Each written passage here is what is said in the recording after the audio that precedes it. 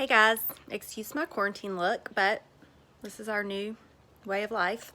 Today I'm going to show you how to make some barbacoa for tacos. We love Mexican food over here. It's like our favorite thing. We have it all the time.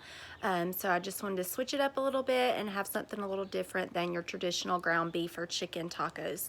So I'm going to be doing that on my grill, and I'm going to take you through the steps and ingredients and show you exactly what you'll need for all of that. So here we go.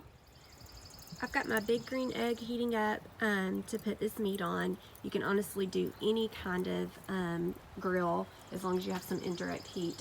Today I'm using a chuck roast for this. Traditional barbacoa is beef cheek, but I don't even know where to get that, so we're just doing a chuck roast.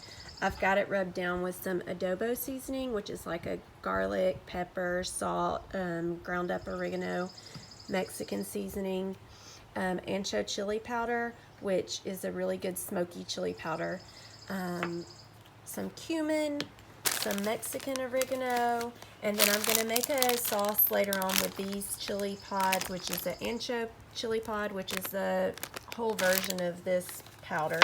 And then these, I don't know how to say that, chili pods, but this is the traditional peppers you use in a good barbacoa. So I'm going to get my grill set up and show you what that's going to look like. So I have my grill up to about 250 with an indirect plate setter in here, so you have that indirect heat. I've got this on and I'm just going to let it smoke for about 3 hours. So we'll see you in a sec.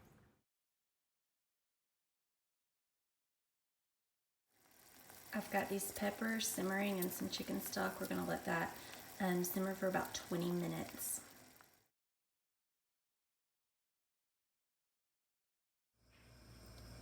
So while that is simmering over there, I'm going to take some olive oil and heat it up in a pan. Just a little to cover the bottom. Now that I've got that heated up, I'm just going to kind of toss it around to coat the pan. I've got some chopped onions, purple and yellow. I'll put that in the pan. Sorry, kind of hard to video with one hand. And then some minced garlic. Normally I like the real thing, but I haven't been to the store this week, so I had to use what I had in the jar.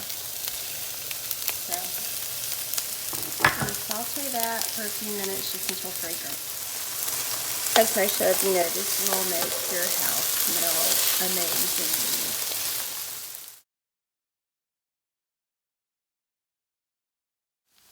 Alright, now that this is cooked down a little bit, I'm going to add a few more things. I've got some apple cider vinegar. I've only got a little bit left in this bottle, so I'm going to dump the rest of it in there. And then chipotle peppers and adobo sauce. These are so smoky. It's almost like a tomato paste with a few peppers in it. I add those to a lot of different things I cook. They're really good on Boston butts for barbecue. Sorry, let's throw that away.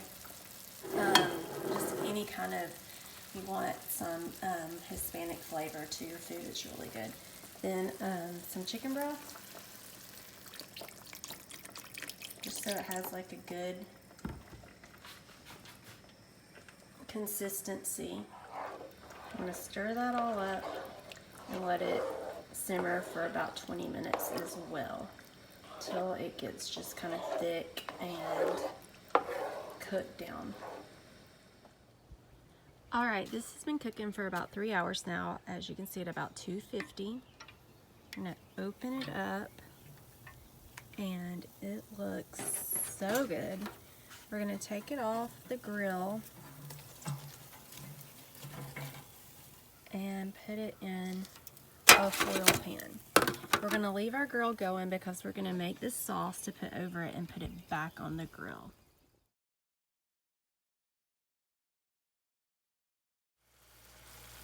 As you can imagine, my house is smelling so good right now. I've got this sauce pretty thickened up. I've got my peppers right here, and we're gonna put them all in a food processor to mix that up. If you don't have a food processor, you can use a blender, not a big deal. So I've got the peppers in the chicken broth, the onions, garlic, vinegar cooked in that sauce, and we're gonna put it in a food processor. Like I said, if you don't have one, not a big deal.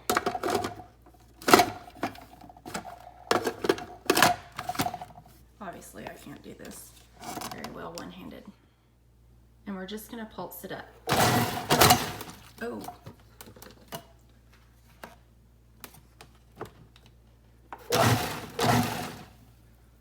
Don't know why I forgot to do that.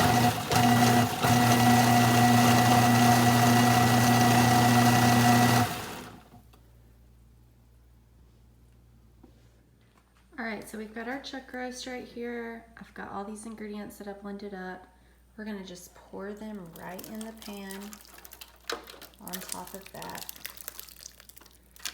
Look at all of that, it's so good. You want it pretty saucy because it's gonna cook a few more hours on the grill and braise down. I'm also gonna add some chopped jalapenos right in here, just to give it some flavor. We like spicy stuff in our family. And then a couple of bay leaves, just for good flavor. So we're just gonna put a couple in there, like that. We're gonna wrap this up in foil and put it back on the grill. All right, we got that wrapped up. We're putting it back on the grill for a few more hours, a good 2 or 3 more hours.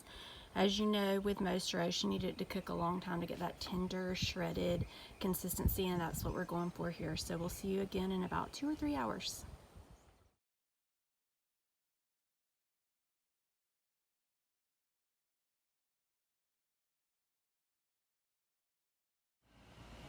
All right, moment of truth. We're taking this off and we're gonna see what it looks like. Look at that. Gonna shred it up and show you the final result. All right, so this is all shredded up. It pulls almost like pork, it's so tender. And we're just gonna use this for tacos. You could use it for nacho toppings, any kind of Hispanic food, actually, but it's really good. So good. All right, we got the beef shredded up, taco shells, all the toppings, and 2 hungry guys. Hope y'all enjoyed.